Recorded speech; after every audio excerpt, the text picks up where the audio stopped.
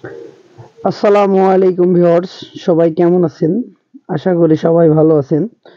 তো যে যেখান থেকে আমার এই ভিডিওগুলো দেখেন সবাইকে আন্তরিক শুভেচ্ছা ও ধন্যবাদ। তো আজকে বাজাজ অ্যাভেঞ্জার নিয়ে কথা বলবো। তো প্রথমে চলুন সাইড কভারটা খুলে নিই। তো এই গাড়িটার প্রবলেম বলে থাকি যে আগেই যে এই বাইকটির ব্যাটারি যেটাই নতুন ব্যাটারি লাগানো যাচ্ছে ব্যাটারিটা ফুলে যাচ্ছে। কি কারণে ফুলে যাচ্ছে তাও বলে দেব। তো প্রথমে আগে আমরা ব্যাটারিটি খুলে নিব। তো আমরা প্রথমে আগে ব্যাটারিটা খুলে নিব। তো দেখতেই পাচ্ছেন যে ব্যাটারি ক্লিপের চেয়ে 2 থেকে 3 ইঞ্চি ছিঁড়ে গেছে। তো ব্যাটারিটি আগে আমরা কানেকশনটি খুলে নেব। কিন্তু হ্যাঁ, এই ব্যাটারিটি যতই ফুলে যাক তাও কিন্তু গাড়ি থেকে বাইক কাজ করবে। আর এই বাইকটির এই প্রবলেমের কারণে অনেকটি ব্যাটারি যে চেঞ্জ করেছে। তো আগে আমরা ব্যাটারিটি খুলবো, তারপর আপনাদেরকে দেখাবো, তারপরে বলছি যে কি প্রবলেমের কারণে এটা হয়। তো দেখতেই পাচ্ছেন যে ব্যাটারি কি সুন্দর একটা ডিজাইন হয়ে গেছে ফুলে। সে হিটে ফুলে যে ব্যাটারিটি লুক চেঞ্জ করে দিয়েছে। তো আমরা তারপরে সিটটা খুলে নেব, ট্যাঙ্কিটাও খুলবো।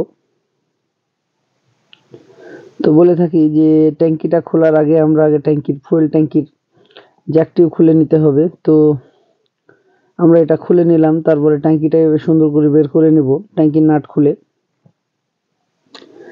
তো যে সকল ভাইদের এইসব প্রবলেম আছে তারা অবশ্যই ভালো করে বুঝে নেবেন যে কি প্রবলেম আছে। তো দেখতেই পাচ্ছেন যে আমরা ট্যাঙ্কিটা খুলে নিলাম, ট্যাঙ্কির সাথে যে কানেকশন আছে মিটারের সেও জ্যাকটিও ডিসকানেক্ট করে দিলাম। তো তার আগে বলে থাকি যে যে সকল ভাইদের এই প্রবলেমগুলো আছে অবশ্যই তারা খুব কষ্টে আছেন, তাদের জন্য একটি সমাধান ভিডিও। তো বলে থাকি আমি আর 5 জনের মতন হয়তো গুছাই কথা বলতে পারি না, কিন্তু তারপরে বলে থাকি যে কাজগুলো অবশ্যই বলে দেব।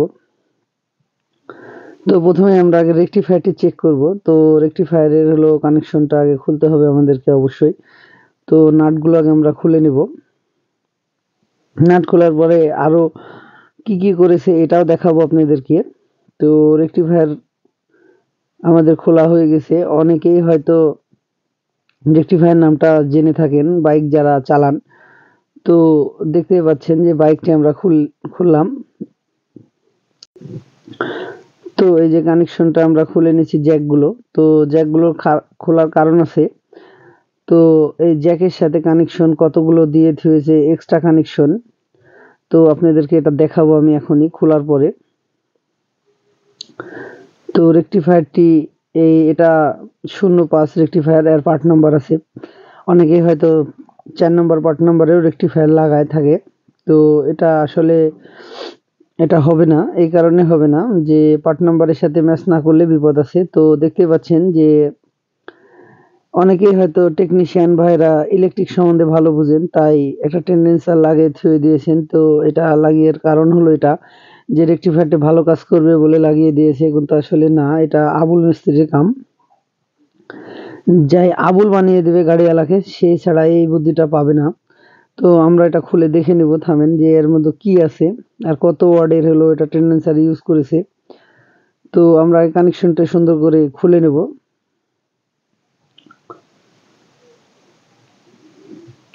তো দেখতে পাচ্ছেন যে আমরা খালি 2টা তার খুললেই হয়ে যাবে সেটা। তো খুলে নিলাম। এটা হলো 22 ওয়ার্ডের হলো ক্যাপাসিটার লাগিয়েছে। তো মনে করছে সে 12 ভোল্ট দিয়ে 22 ওয়াট চার্জ করবে। 22 ওয়াটের মাধ্যমে যখন 12 ভোল্ট চার্জ করবে তখন ব্যাটারির অবস্থা অবশ্যই খারাপ করে দিবে। আরেকটা বিষয় বলে থাকি যে এখানে কিন্তু পার্ট নাম্বার আছে। তো পার্ট নাম্বার দেখে অবশ্যই লাগাতে হবে, না হলে হলো যতই ভালো লাগান কাজ হবে না। তো আমরা আবার একটা নতুন রেকটিফায়ার নিয়ে আসলাম বাজাজ অ্যাভেঞ্জারের। তো পার্ট নাম্বারটা মিলিয়ে দেখে নেব যে ঠিক আছে কিনা।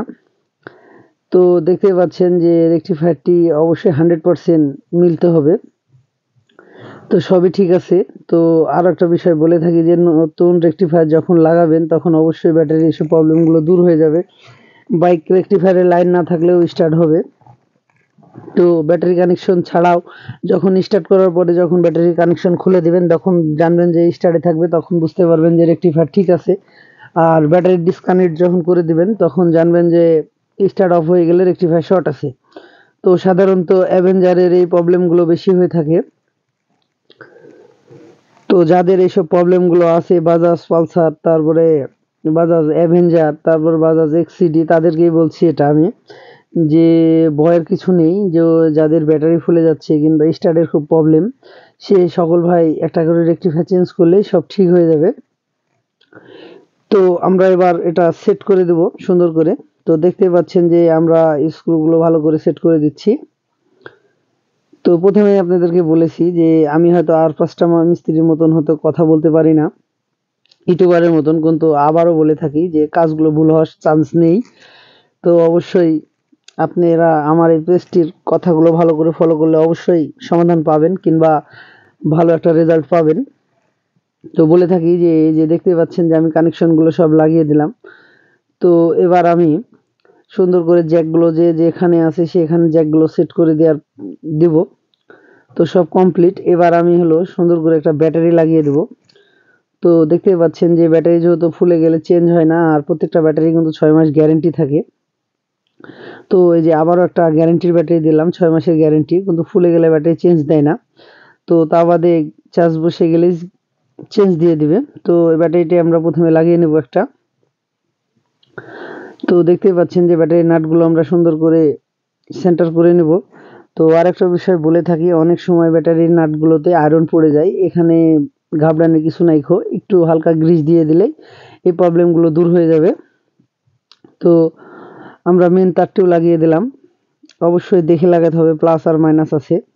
অনেকেই হয়তো ভুল করে ফেললে রেকটিফায়ারটি আবার শর্ট করে ফেলবে উল্টা ফেজে দিলে।